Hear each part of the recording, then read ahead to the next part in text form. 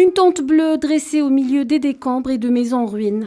Hamad Abou Suleyma est désormais seul au monde, après avoir perdu toute sa famille dans un bombardement sioniste. Il campe sur ce qui reste de sa maison dans l'espoir de retrouver les corps de ses proches, toujours coincés sous des tonnes de gravats. Toujours sous ces décombres se trouve mon fils Fadi, mon fils Ahmed, la femme et la fille de Fadi, et la fille de ma fille. J'ai construit cette tente, je reste et dors dedans, espérant entendre un cri. Quand je vois un chat marcher sur les décombres, j'imagine qu'il se dirige vers un être vivant ou vers un martyr.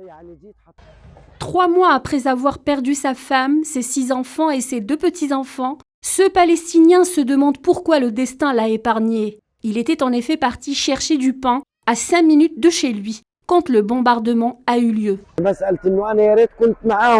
J'aurais aimé mourir avec eux. Ça aurait été mieux que de vivre comme ça. La solitude est dure et la séparation est difficile. Je rentrais quand l'explosion s'est produite. J'ai été choqué par le bruit de l'explosion et des chutes de pierres. Je me suis précipité, craignant que mes enfants n'aient peur. Je ne pouvais pas imaginer une seule seconde que ma maison était celle visée.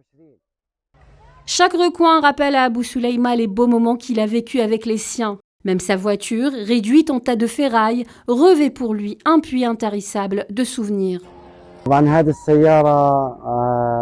Cette voiture a tellement de souvenirs heureux. Elle a beaucoup de souvenirs. Emmener la famille, aller à la plage, aller à Gaza, faire sa tournée hebdomadaire, voyager. Mais l'occupation a insisté et insiste pour éradiquer tout bonheur et toute bonne chose dans la vie du peuple palestinien.